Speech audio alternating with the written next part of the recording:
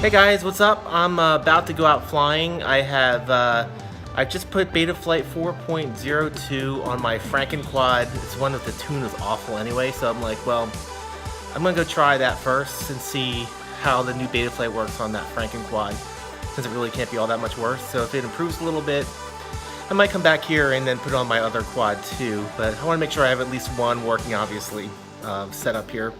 So that's gonna go down on this one, this over here.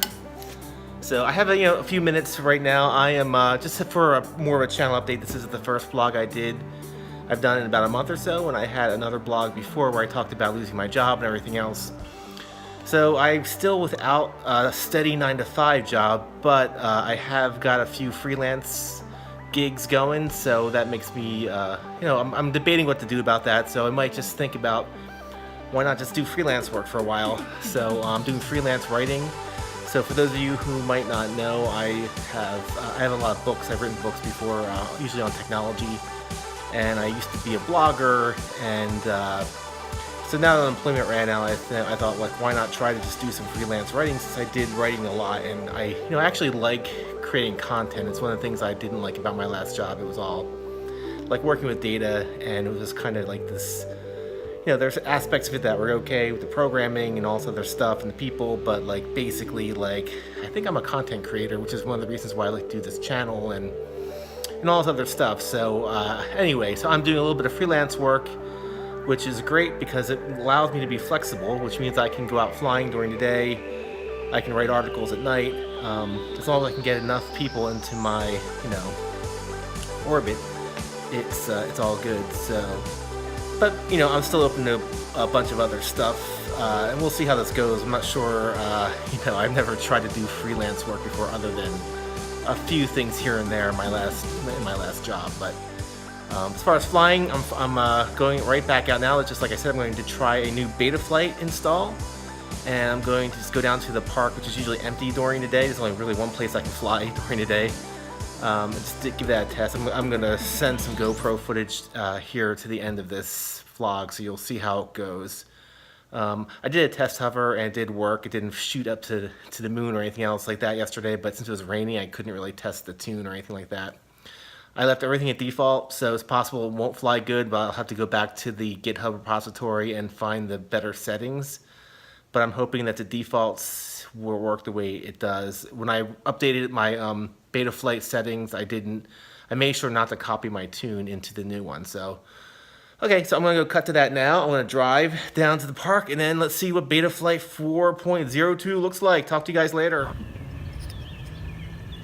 This antenna is a mess. I need to get better antennas one of these days.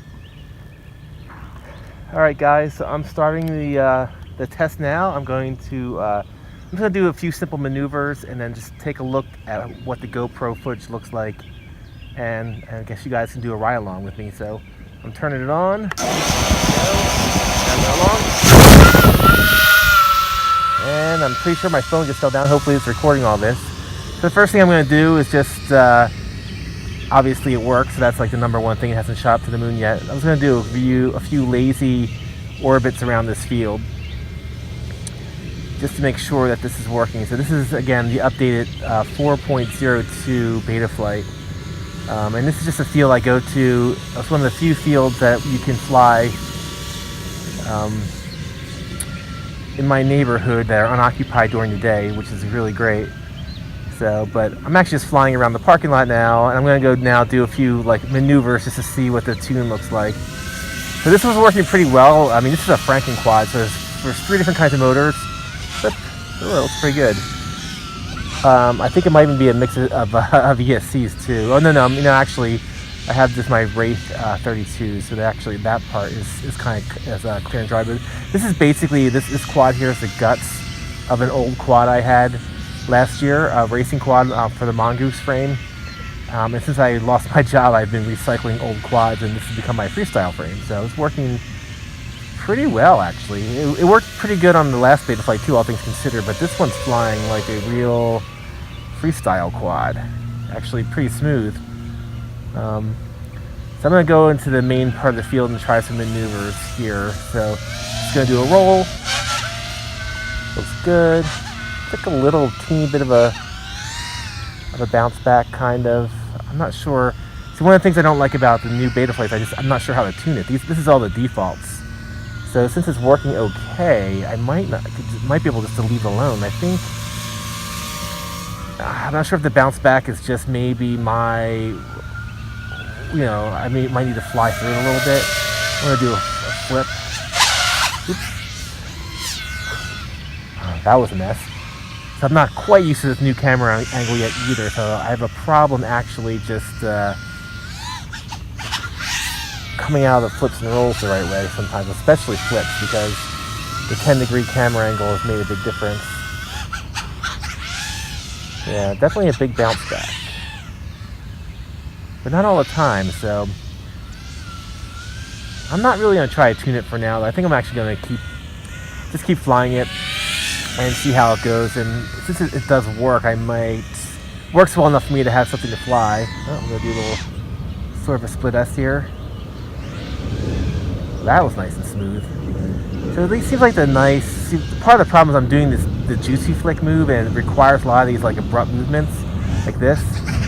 You can see you'll get a bounce back and something like that, and I don't want the bounce back. And it might just be because I'm just too aggressive on my stick movements. I mean, I don't really have high rates. My rotations are something like 800, and I think 600 for the yaw. So I don't know. Like I don't think I can see that. That was a little bit. That was what it was before. It was like shaky on the flips. I don't like that. So I guess if I was doing traditional tuning, I'd want to decrease the D term a little bit. But I think with the new Betaflight, what I could do instead is change the force feed forward value, which I know in the last version of Betaflight, moving up to something like 90 kind of helps. So I might, when I get back to the idea of tuning, maybe I will work on that. I'm going to do another split S over this tree here. Oh! Telemetry lost. And we're down. Alright, let's go see the damage.